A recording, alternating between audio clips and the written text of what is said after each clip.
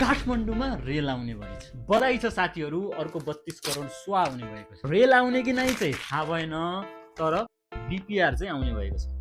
27 kilometre रेलमार्ग अध्ययनको लागि बोलपत्र आह्वान भइसकेको छ। यस्ता अध्ययन पहिले नै 2 पटक भइसकेका छन् र लगभग 1 अर्ब रुपैयाँको कागज सिंहदरबारमा थन्किएका छन्। काठमाडौँलाई लन्डन बनाउने रे, तर लाजमर्दो कुरा आफ्नै देशको एक ठाउँबाट अर्को ठाउँ जान भारतको बाटो भएर जानुपर्छ, त्यो पनि पर्मिसन लिएर। सबै पूर्वाधार, सबै विकास यही काठमाडौँकै खाल्टोमा थुपार्ने अनि भाषण गर्दा चाहिँ समावेशीकरण र संघीयताका कुरा गर्ने। यो कस्तो नाटक हो?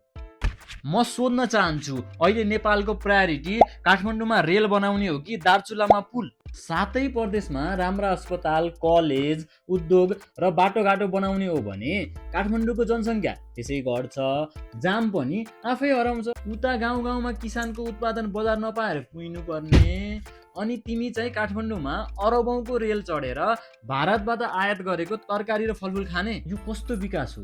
देशको उत्पादन कहाँ बढ्यो? पुराना नेताले त देश डुबाए, अब आएका नेताहरूको सोच के हो? तपाईँ आफै भन्नुहोस् त, सबै विकास काठमाडौँमै केन्द्रित गरेर यो देश बन्छ कि विकेन्द्रीकरण गरेर? सातै प्रदेशलाई समृद्ध बनाउनु पर्छ। अब नयाँ पुस्ता पनि यही काठमाडौँकै खाल्टोमा अल्झिने कि देश बनाउने?